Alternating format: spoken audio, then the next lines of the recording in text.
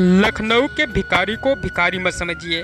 उनकी एक दिन की कमाई का आंकड़ा सुनकर आपके होश उड़ जाएंगे और आपको नींद नहीं आएगी।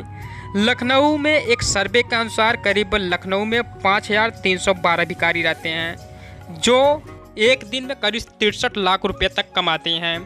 आपको बता दें कि लखनऊ वाले लगभग 63 लाख रुपए भिखारियों को दान देते हैं, वह भी एक दिन में।